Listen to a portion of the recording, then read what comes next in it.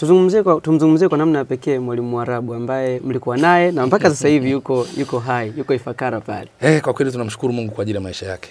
Huyu mtu ameweka mchango mkubwa sana katika kanisa. Ana alama kubwa sana ambayo inaendelea kuwepo. Na tumshukuru Mungu kwamba anazidi kumjalia afya njema. Ukianza na nyimbo zake alizozitunga zilizoimbwa na kwaya Mtakatifu Cecilia Parokia Mwenge Jimbo Kuu la Dar es Salaam, zile nyimbo za Bikira Maria. Album sijui 4 sijui ngapi.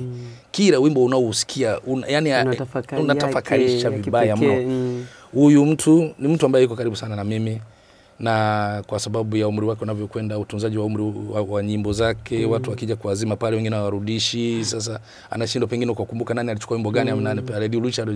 Kwa nyimbo zake nyingi nikawa ninazo mimi. Kwa hiyo watu wote wanaokwenda kwake kuomba wimbo anaambia anaenda kwa Six Njozi wa Dar es Salaam, anawaelekeza kwangu.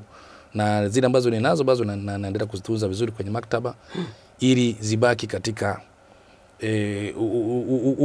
kumbukumbu ziwe na kumbukumbu, kusudi kwamba ikitokea tukapata namna fulani ya kuzichora vizuri, atafuta mtaalamu azichore vizuri, ziingie zitengenezwe kitabu kikubwa cha kwake. Kibaki nacho ni kwamba hii ni kazi ya Mzee Mwarabu aliyoifanya. Kwa kweli tunazidi kumshukuru sana, kazi amefanya kubwa sana. Wewe kwako ukitajua Mwarabu, kwa haraka haraka unakumbuka wimbo upi wake ambao unaupenda sana kwa namna ya pekee kabisa? Najua ni nyingi, ni nzuri. Ni nzuri, sijui nianzie upi kwa sababu nikienda kwenye nyimbo za Bikira Maria zipo nakupenda Maria, mama uliye bora, furaha yangu Maria, nikae nawe daima, nipate neema zako, nifike juu mbinguni. Ni nyingi mno. Ukija kwenye Christmas, Parokia Sinza leo kutumbingia nyimbo za Christmas ni nyingi. Nyimbo zinazotaja Yesu alitunga album moja ina nyimbo za kumtaja Yesu, sifa zake zote. Ni nyingi, siwezi kutaja nikazimaliza. Yani na faili kubwa hivi.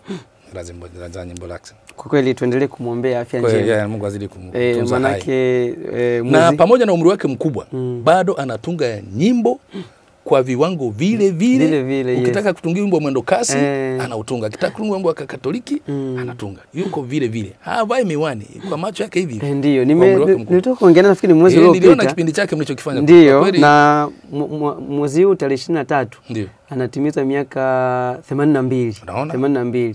Na sisi kwa namna pekee tunataka tufanye kitu hapa kwa mchango wake huo. Kuna kitu tunakiratibu hapa, nafikiri kisha kwa tayari tutakiweka, tutawashirikisha watu ili namna ya kumshika mkono. Na mimi naomba msiniache kwa sababu kwa tutakushirikisha, kwa sababu nina kumbukumbu sana na huyo mzee. Ndio basi tuendelee kumwombea afya njema ili Mwenyezi Mungu azidi kumtumia. Kwa sababu ni kweli kila wimbo wake, kila wimbo utakaosikiliza, yani unaona kabisa kuna tafakari kubwa sana ndani yake. Kwa kweli. Hongera sana mwalimu.